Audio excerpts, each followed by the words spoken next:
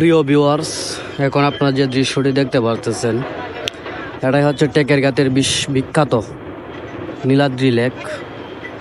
এখানে হচ্ছে টেকেরগাত যারা আসে এখানে এসে লেকের পানিতে গোসল করে এবং পাহাড়ের উপরে চারপাশে ঘুরে বেড়ায়। আপনারা দেখতে পাচ্ছেন এখানে হাজার হাজার মানুষের আগমন ঘটেছে। আর ওই যে একটা গড় দেখতে পাচ্ছেন, ওই গড়টার অপর পাশে হচ্ছে এখানে একটা পানির ঝর্ণা আছে, টেকেরঘাট ঝর্ণা। এই ঝর্ণা পানিতে মানুষ গোসল করে, তারপর এখানে আসে এই লেকে সাঁতার কাটে এবং এখান থেকে তারা বিদায় হয়ে যায়।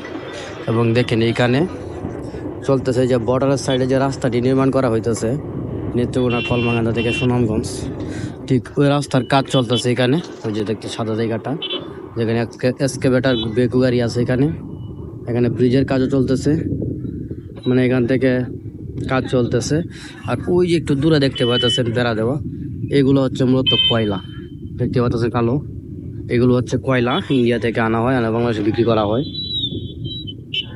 আর অপর পাশে এই যে এখানে যে দৃশ্যটা আপনারা দেখতে পাচ্ছেন, এগুলো হচ্ছে বাংলাদেশের বিভিন্ন অঞ্চল থেকে পর্যটকরা আসে। আসার পরে তারা এখানে এসে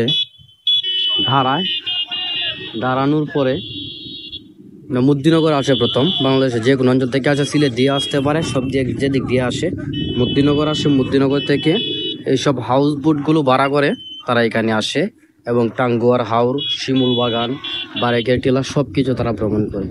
যেমন আমরা আসছি নেত্রকোনা থেকে আসলাম, আসার পরে আসছি মুদ্দিনগর, সুনামগঞ্জ জেলায় মুদ্দিনগর থানায় এসে লঞ্চ ঘাটে উঠে তারপর এখান থেকে আমরা এরকম হাউস বোট ভাড়া করে আমরা এখানে আসছি। দেখতেই পাচ্ছেন পরিবেশটা কত মনোরম। এখানে দৈনিক লক্ষ লক্ষ মানুষের সমাগম হয়ে থাকে।